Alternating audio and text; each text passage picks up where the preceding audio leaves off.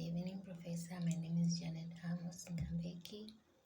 I'm here to continue with my presentation on the subject of theories of international relation on the topic of English thought.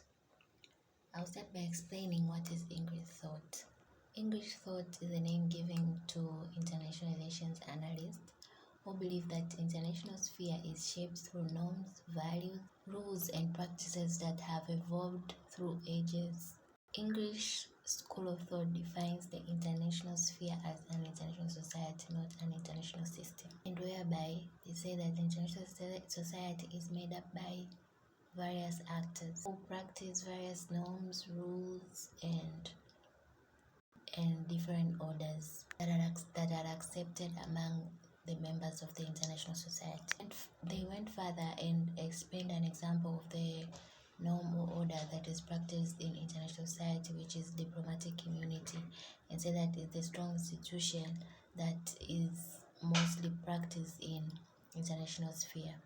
Whereby they went further and explained that these diplomatic immunities enables one member state to go to another state, and that state should respect the diplomat sent to its own state as a means of communication between the two states. They went further and gave an example between USA and USSR during the Cold War. The diplomats sent in the two countries were not killed due to this diplomatic immunity. The English thoughts make it us believe that the international society is cooperative and the members of the international society are cooperative, which is true in some many parts, but the English thought have the way they have analyzed the international system. They have showed the good part of the way the members in the international states cooperate, but also it shows how other states, or there is a lot of stuff such as competitiveness, and some member states do perform combative behaviors. But also English school of thought, it's neither both realist or idealist, because it believes in idealist approach in which it says that the international system is governed between shared norms and values in the international sphere, but they also believe in anarchy system in international system. Also, there are various scholars in English thought, sorry I forgot to mention it in the back, which are Martin Wright, Hedley Bull, Adam Watson, Alan James, John Vincent, and Herbert Butterfield. Okay, the key thinker of the English school of thought was Hedley Bull, in which she argued that the contemporary international society is anarcho, in which she states that there is no one government that can settle disputes in sovereign states. So she said that the international system currently is contemporary, it's anarcho, but also continued by saying that the international system is orderly thanks to international institutions, organizations, in which it coordinates the actors in international systems behavior and allows international coordination and cooperation.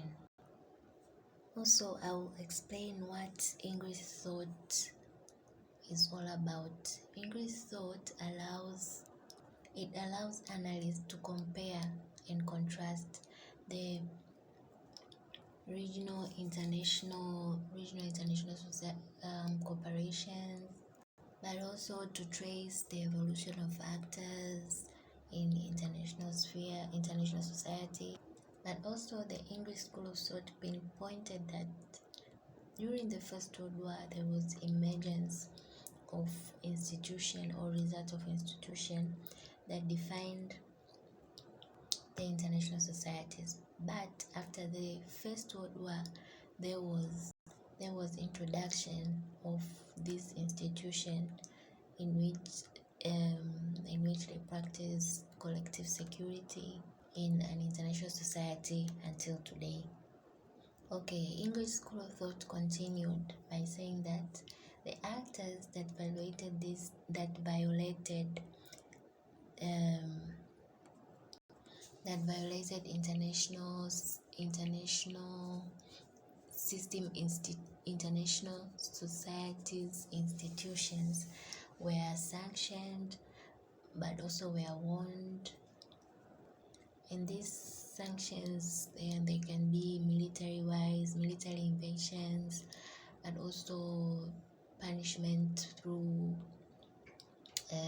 the laws that were placed in international institutions and all that.